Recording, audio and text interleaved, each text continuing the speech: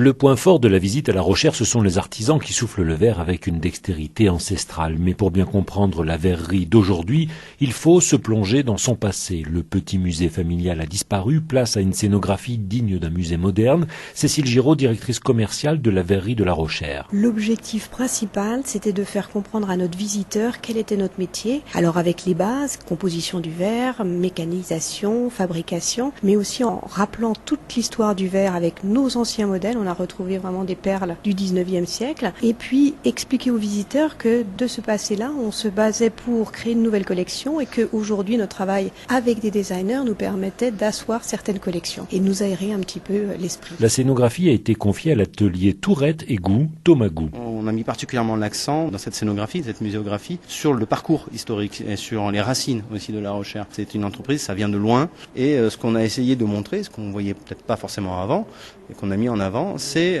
l'histoire en fait. Ça vient de loin, il y a des produits qui sont très anciens et des produits qu'on a tous connus surtout. C'est le cas par exemple de cette coupe à glace produite à des milliers d'exemplaires pour des cantines et brasseries. Ça c'est le côté grande série qui interpelle le visiteur dans ses souvenirs, mais un vrai musée propose aussi des pièces d'exception. On a retrouvé des pièces très anciennes et particulièrement intéressantes. On a au tout début de la vitrine des petits verres qui sont encore dans leur emballage de paille d'origine. Donc c'est extraordinaire à trouver, c'est quelque chose, c'est vraiment une très très grosse chance qu'on a d'avoir retrouvé ces pièces. C'est des pièces qui doivent avoir une centaine d'années. Car à l'époque, pour transporter le verre, il n'y avait pas d'emballage à bulles, mais tout simplement de la paille. La scénographie conduit le visiteur vers les tuiles et briques en verre, c'est la partie production pour le bâtiment et l'architecture, des tuiles de verre utilisées par exemple par Jean Nouvel.